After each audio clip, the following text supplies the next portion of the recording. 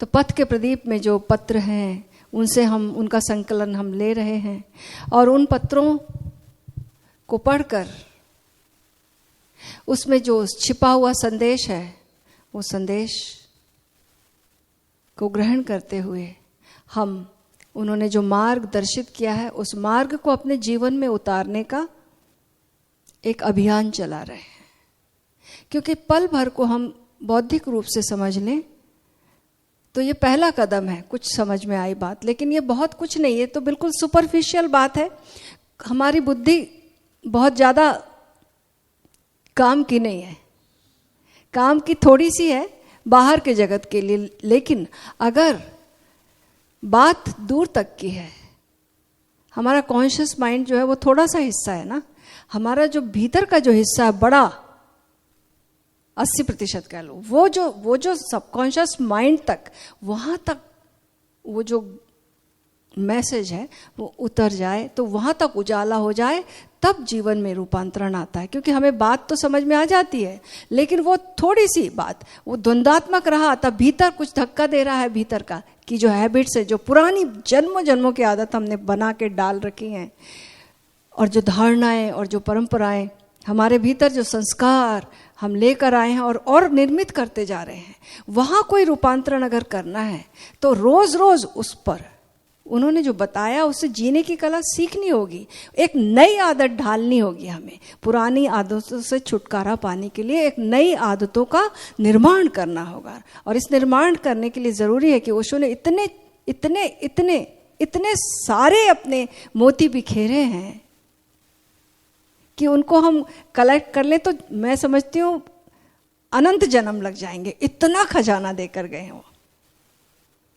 तो कुछ जो हमारे एक सादे सदे एक बार एक मोती लेते हैं और उसको फिर हम जीने का प्रयास करते हैं। याद रखना, इस सत्र में हम जो जीते हैं इसे अब हमें पूरे दिन पर और फिर पूरे दिन से फिर धीरे धीरे बात बनती है कि पूरे जीवन में उतरे, और तभी जाकर मृत्यु के समय हम इसे जी कर जाएंगे, और वही असली जीना है। अंतिम समय में हमारा क्या निष्कर्ष निकला है, तभी बात हमने समझी ओशो की। तो उस समझने के लिए जीते जी समझना होगा। इस जीवन में पल प्रति पल वो दिया जलाना होगा समझ का। इसलिए आओ इस पत्र को आज पढ़ते हैं। इस कहानी को हमने ओशो के प्रवचनों में कई बार सुनी होगी, उन्हें इतनी पसंद है ये वाली कथा, हमने कई बार सुनी होगी। हम कई बार इस कथा को सुनकर, पर जीवन में नहीं उतरती, नहीं उतरती, भूल जाता है हर व्यक्ति। लेकिन आज हम इस संकल्प से भरते हुए इस कथा को सुनेंगे कि ये हमारे जीवन का पन्ना बन जाएगा। पथ के प्रदीप का ये 34 नंबर का पत्र है। जीवन का आनंद जीने वाले की दृष्टि में होता है, वह आप में है, वह आपके अनुरूप होता है। क्या आपको मिलता है उसमें? नहीं। क्या आपको मिलता है उसमें? नहीं। कैसे आप उसे लेते हैं? उसमें ही छिपा है। क्या आपको मिलता है उसमें? नहीं। कैसे उसे आप लेते हैं? उसमें ही छिपा है। मैंने सुना है कहीं मंदिर बन रहा था, 3 श्रमिक धूप में बैठे पत्थर तोड़ रहे थे। एक राहगीर ने उनसे पूछा, क्या कर रहे हैं? एक से पूछा, वह बोला, पत्थर तोड़ रहा हूं। उसने गलत नहीं कहा था, लेकिन उसके कहने में दुख था और बोझ था। निश्चय ही पत्थर तोड़ना आनंद की बात कैसे हो सकती है? वह उत्तर देकर फिर उदास मन से पत्थर तोड़ने लगा था। दूसरे से पूछा, वह बोला, आजीविका कमा रहा हूं। उसने जो कहा वह भी ठीक था।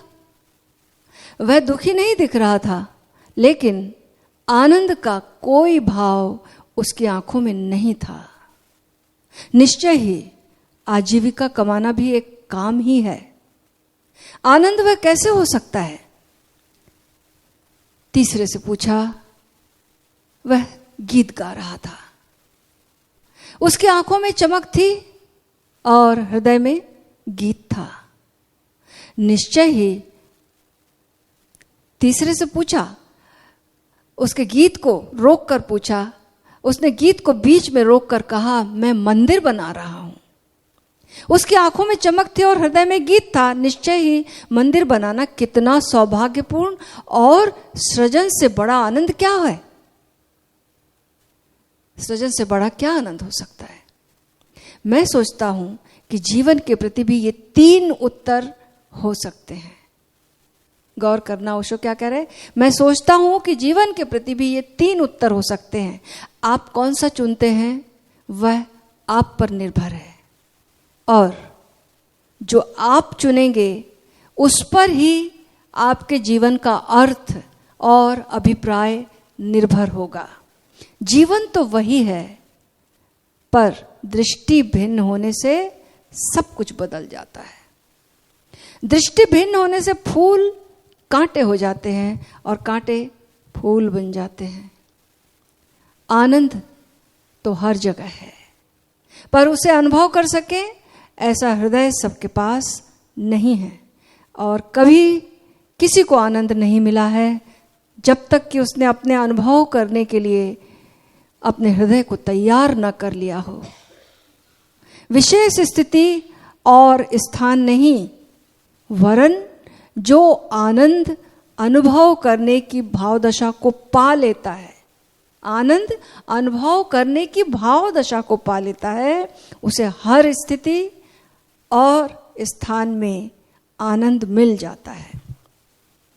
हमें चाहे महल मिल जाए, चाहे हीरे जवाहरात मिल जाए, इवन हम स्वर्ग भी पहुंच जाएं, अगर हमें जीने की कला नहीं आती तो हम उसे भी नरक बना लेते हैं, स्वर्ग को भी नरक बना लेते हैं। और यदि हमें जीने की कला आती है, आनंद की दृष्टि, जीने की कला क्या है? हमारी दृष्टि, परिस्थिति नहीं, दृष्टि। परिस्थितियां कितनी भी अच्छी मिल जाए, दृष्टि सही नहीं है तो वो परिस्थिति भी हम बदल ही लेंगे दुख में।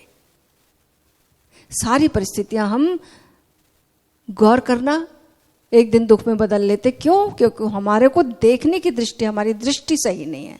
दृष्टि होनी चाहिए आनंदवादी दृष्टि, उपयोगितावादी दृष्टि नहीं होनी चाहिए।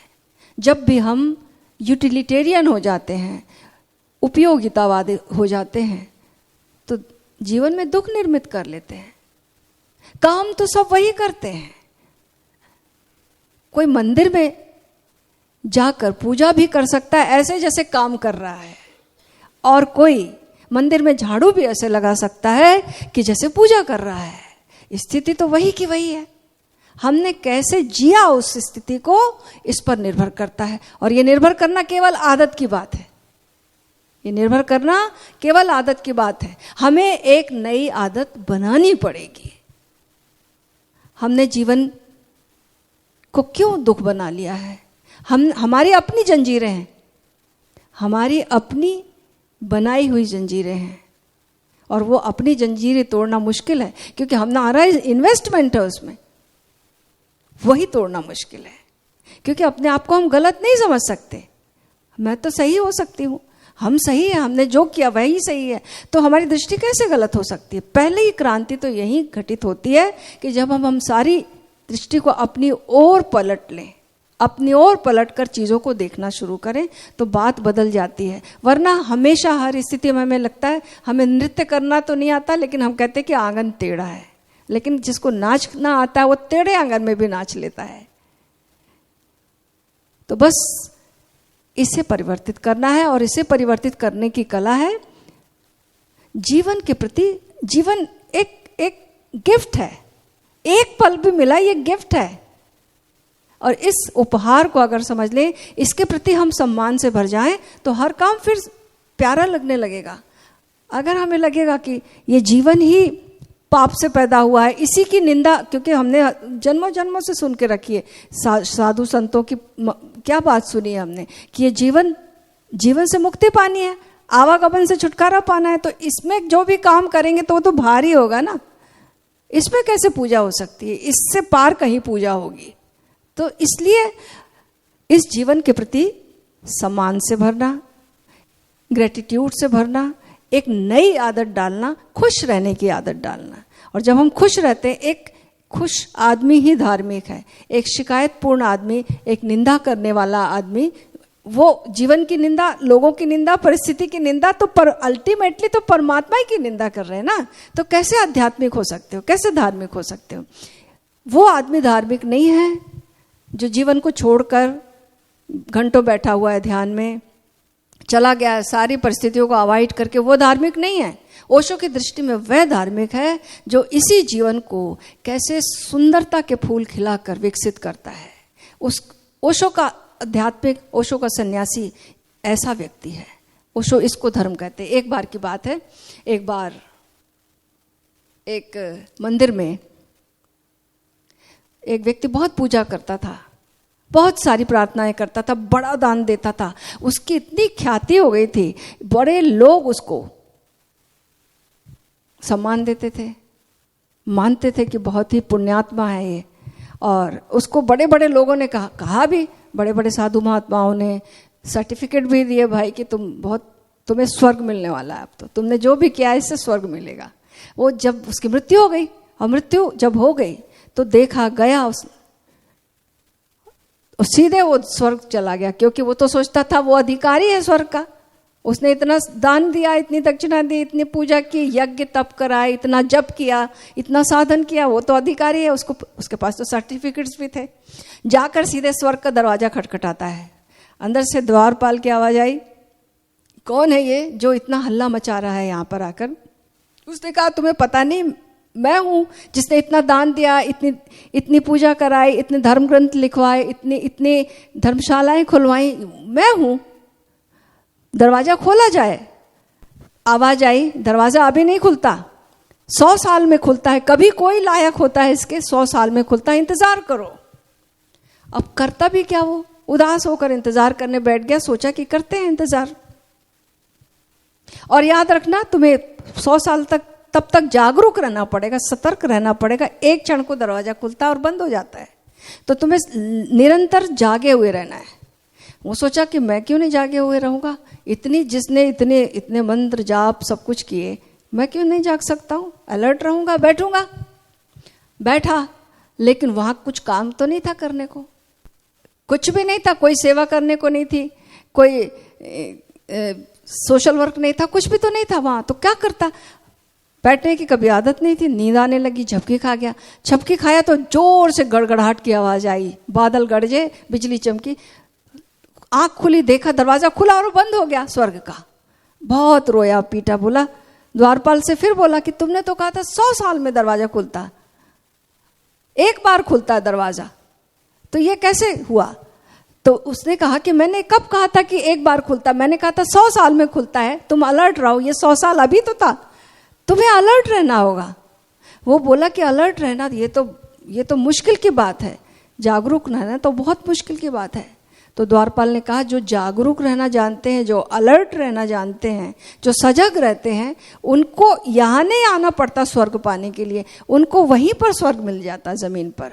जागरूकता, सजगता, अलर्टनेस, यही उसके जीवन में ऐसे ही आनंद बरस जाता है, उसके आनंद के द्वार ऐसे ही खुल जाते हैं। उसको मर के स्वर्ग नहीं मिलता, जीते जी स्वर्ग मिल जाता है। तो हम कुछ भी करें, फाइनली हमें सजगता, अलर्टनेस में जीने की कला विकसित करनी होगी। और जब अलर्टनेस रहेगी, सजगता रहेगी, तो प्रतिपल अब सुबह भी इतना स्वर्ग दे जाती है। अगर आप सुबह उठ गए, उगता हुआ सूरज, चहचहाते पंछी, ठंडी हवाएं, उगते सूरज की हल्की सी गर्मी, क्या कोई एक छोटा सा खिला हुआ फूल, कुछ भी आपको इतना आनंद दे से भर जाता है। कोई बड़ी चीजों की जरूरत नहीं है, एक छोटी छोटी घटना हमें थ्रिल कर जाती है, अगर भीतर हमें महसूस करने की कला आती है तो। और वो महसूस करने की कला ओशो ने हमें दी है। उन्होंने भविष्य की आश्वासन नहीं दिया, उन्होंने बोला वर्तमान में सब कुछ है, हम अपना भाग्य स्वयं ही लिख रहे हैं, हमारे हाथ में सब कुछ है। हम इसे कैसे बदल दें, इस जीवन की कहानी में गीत लिखें, आनंद की कहानी लिखें, या ट्रेजेडी लिख दें, या गालियां लिख दें, या गीत लिख दें, ये सारी स्वतंत्रता हमें मिली हुई है। और कैसे लिखें, इसकी कला भी ओशो ने हमें सिखाई है।